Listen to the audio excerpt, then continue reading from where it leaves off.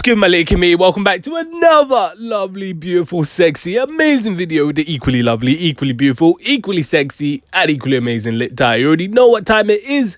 Now let's go. Now guys, I don't know if I've been living under a rock or something, but it looks like PA SALIEU has actually been bagged. And he's now in court talking about how he had to smash a bottle to defend himself over an altercation that happened in 2018 in Coventry. I'm just thinking, why didn't I hear about this? Like, what's going on? It's all a bit mad, I'm not gonna lie. And we're gonna break it down in way more detail so you can get the full scope of what's going on. But you already know what you gotta do. You just gotta like, comment, subscribe so you can be up to date every time I drop a banger like this one. And hit that noti, because you ain't an E, so you can be the first to know when one of these videos comes out. And without further ado, let's get straight into it. If you didn't already know, PA SALIEU, whose real name is PA SALIEU, gay. Oh, that's his real name. Oh, that's hard. He's facing an accusation of wounding with intent in relation to a man aged 23 who was allegedly stabbed in the incident. The singer is also accused of a violent disorder offence relating to an incident in Junction Street, Hertford Place, and possession of a glass bottle without lawful authority or reasonable excuse on this same date. Allegedly, PA was caught on CCTV with a group of people that chased and cornered a man during violence in Coventry in 2018, during an altercation that sadly left PA SALIEU's best friend no longer with us. At first, they believed that PA SALIEU and his friends were responsible, or at least partly responsible, for the tragedy, but it looks like with more investigation and with released CCTV footage, they are now trying to charge PA with violent disorder for bottling another man with what looks like a Jägermeister bottle of all things. I'm not gonna lie, the story is a bit confusing and it's a bit muddled up on every website that I've looked at, and I'm gonna explain why that is later on in the video, but I'm gonna try to break it down the best I can. But it looks like after a Mr. Easy concert in the Coventry City Centre, everyone was leaving the concert, and if you've been to a concert, you know what that's like. Everyone's a bit drunk, everyone's a bit rowdy, and it looks like there was an after-concert altercation going on, which PA SALIEU and his boys got involved in, and it looks like he started beefing with someone called Mr. Okasisi Izianyika. You're not that guy, pal. Trust me. You're not that guy. I know I've butchered that. I'm so sorry to the community. I'm so sorry. I'm sorry. I'm just going to say Mr. Okasisi because I can say that. So my guess is him and PA SALIEU must have been having an argument of some sorts. Then the guy leaves, and then as PA SALIEU just says in his statement, he says, I just saw him walking back. At this point, everyone is shouting. So I'm guessing the guy was walking back to PA SALIEU and his crew, and as I said, everyone's rowdy. And then PA SALIEU says he heard the guy say, I have got something for you. You think you are bad.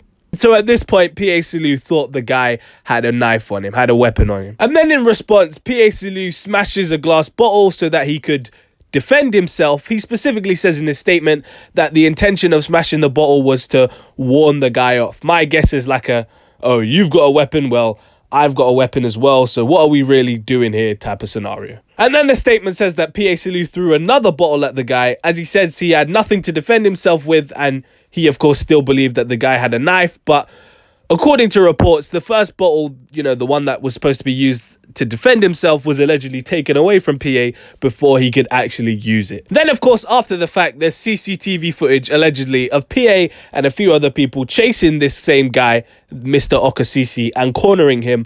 But they claim they did this to, you know, disarm him, to get the knife off of him. Cap. Since when were roadmen so altruistic, eh? Times have changed. The court then heard that Mr. Okasisi, who later underwent emergency surgery for a stab wound, was quote-unquote bottled in Queen Victoria Road. So they're basically trying to connect the dots like, oh, we saw on CCTV that you had a bottle, you smashed a bottle, we saw that you were chasing after the guy, and the next thing you know, he's in hospital, wounded with a stab wound from a bottle. So if we connect the dots, it looked like you or one of your people used that same bottle to stab him. Coincidence? I think not. But he's trying to say that someone took the bottle away from him before they even started chasing him, so how could it have been him? All four defendants deny violent disorder in Junction Street and in Hertford Place, during which Mr. Glasgow, which is PA SALIEU's best friend, was fatally injured. And PA SALIEU also denies possessing a bottle as an offensive weapon in those same streets. One of PA SALIEU's friends, whose name is Mr. Duflé, What'd you say? hope I said that right, denies possessing a belt as an offensive weapon.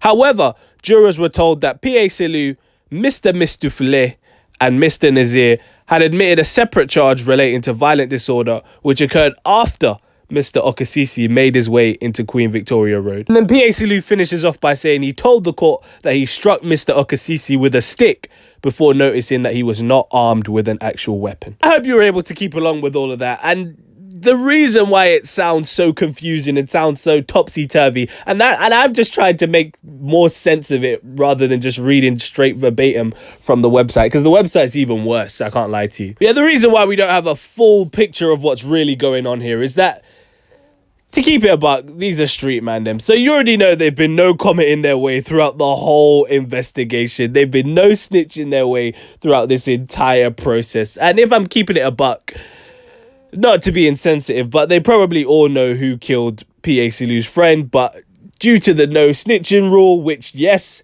for those of you that are suburban and not in tune with the streets, believe it or not, that does include your own ops. So yes, if one of your ops ends up unfortunately killing one of your boys, you cannot go to the police and say, this op killed my boy. You know, you gotta do a poo shiesty and get it back in blood yourself. But yeah, if they do know, they're not going to reveal that info to the police. So the courts and the police just kind of have to make do with whatever info they find, which is probably how they stumbled across CCTV footage, because no one was talking. So they were like, all right, cool, let's see if we can find some actual video footage of what happened here. Honestly, I don't really know what to make of this, because I still can't fully grasp the situation myself, to be honest. But all I will say is RIP to Fidel Glasgow.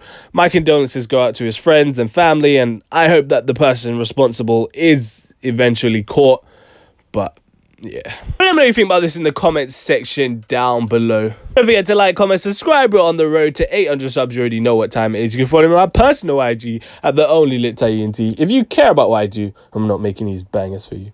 I post updates on Twitter as well, so you might as well follow me on there, because what else are you doing with your life? Absolutely nothing, mate. Stay black, and if you're not black, stay whatever race you are. I bet. Peace. Well, you ain't know I could sing.